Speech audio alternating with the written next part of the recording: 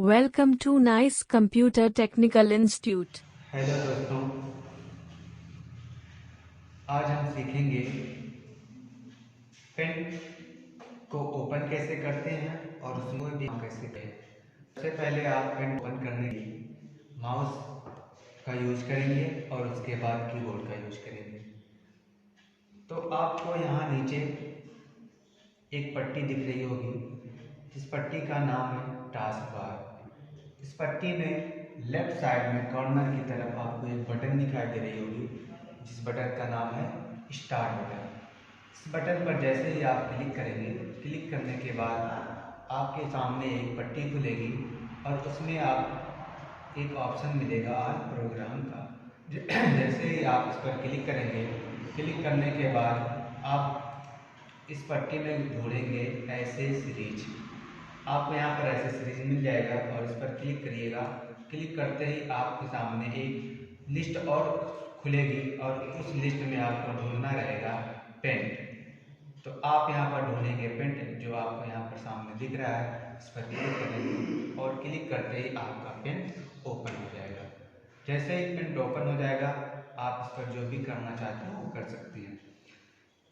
इसी क्रम में हम पेंट को ओपन करने का एक दूसरा तरीका सीख लेते हैं। तो पेंट को पहले क्या कर देंगे, क्लोज बटन पर क्लिक किया और ये पेंट आपका क्लोज हो गया। क्लोज करने के बाद फिर आप आएंगे यहीं पर स्टार बटन के पास और यहाँ पर आपको मिलेगा एक सर्च बॉक्स, इसमें सर्च करेंगे आप पेंट। जैसे हमने पेंट लिखा यहाँ पर, तो आप पेंट लिखने के बाद ऊपर की तरफ जाएंगे और आप यहाँ पर पेंट मिल जाएगा। ये आप पेंट पर करेंगे, आप फिर आपका पेंट ओपन हो जाएगा। ये रहा आपका दूसरा तरीका।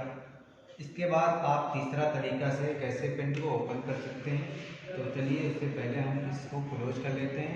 क्लोज करने के बाद अब आपको तीसरे तरीके से ये बताएंगे कि बिना माउस के आप पेंट को कैसे ओपन कर सकते हैं। तो बिना माउस यानी कीबोर्ड के द्वारा आप पेंट ओपन करेंगे। तो कीबोर्ड के द्वारा पेंट ओपन करने के लिए आप कीबोर्ड से विंडो प्लस आर यानी विंडो और आर बटन को एक साथ प्रेस करेंगे। जैसे हमने विंडो और आर को एक साथ प्रेस किया तो आपके सामने एक बॉक्स खुला होगा रन कमांड का, जिसमें आप टाइप करेंगे MS पेंट।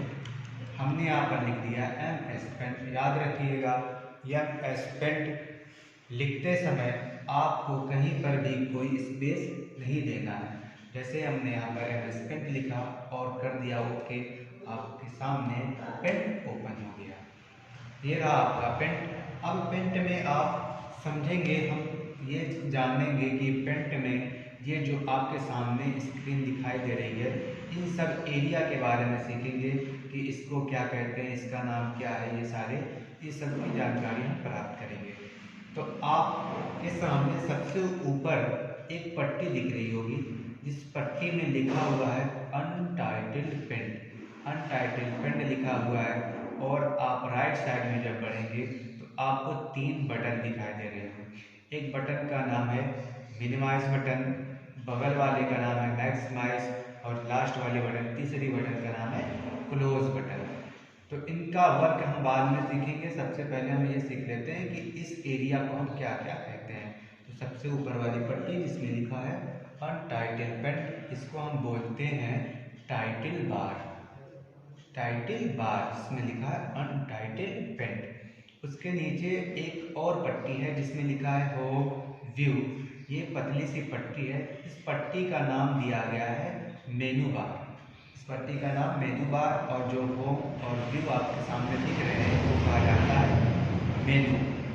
मेनू बार के नीचे एक चौड़ी सी पट्टी आपको दिख रही होगी जिसमें लिखा है क्लिपबोर्ड और उसके अंतर्गत लिखे हैं कट कॉपी पेस्ट, लिखा है इमेज टूल्स।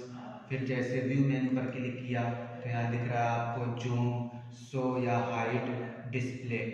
ठीक, तो इसको हम बोलते हैं, ये जो चौड़ी पट्टी है इस पट्टी को बोलते हैं हम रिबन एरिया। और इस रिबन एरिया में जो आपके ये ग्रुप जो लिखा हुआ है क्लिपबोर्ड, इमेज, टूल्स, इनको आप बोलेंगे ग्रुप। और इस ग्रुप के अंतर्गत जो आपको ये ऑप्शन दिख रहे हैं, जैसे दिख रहा है कट कॉपी दिख रहा है, पेस्ट दिख रहा है, इमेज ग्रुप के अंतर्गत क्रॉप, सेलेक्ट, रिसाइज, रोटेट, ये सारे जो दिख रहे हैं इनको आप बोलेंगे ऑप्शन, यानी कट कॉपी पेस्ट को आप बोलेंगे ऑप्शन। क्लिपबोर्ड, इमेज टूल्स, इनको आप बोलेंगे ग्रुप, और जो लिखा है होम और व्यू, इनको आप बोलेंगे मेनू। तो ये रहा आपका टाइटल बार, उसके नीचे मेनू बार और उसके नीचे रिबन एरिया।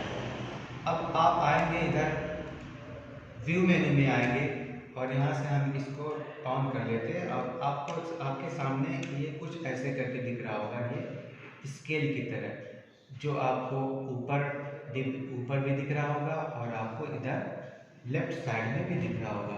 तो इसको बोला जाता है रूलर बार, जिससे आप कोई भी शेप बनाते हैं तो उसकी साइज को मापते हैं।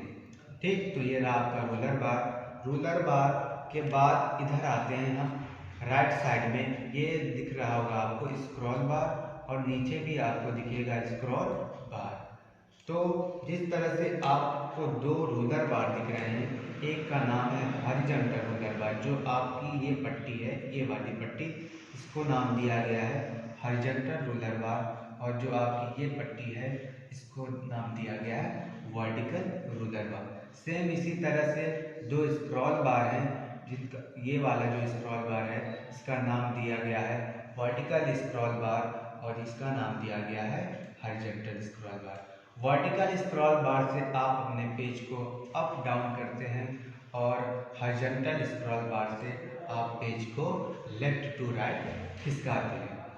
तो ये रही आपकी कुछ जानकारी, और थोड़ी सी जानकारी ये आपको मिलेगी। ये जो स्क्रॉल बार है, स्क्रॉल बार के नीचे ये पट्टी पतली सी दिख रही है, इस पे कुछ नंबर्स लिखे हुए हैं और राइट साइड में आपको जूम स्लाइडर दिख रहा है। जूम स्लाइडर का मतलब ये होता है कि आप इसको कम या ज़्यादा कर सकते हैं। ठीक, तो ये वाली पट्टी कहलाती है स्टेटस बार।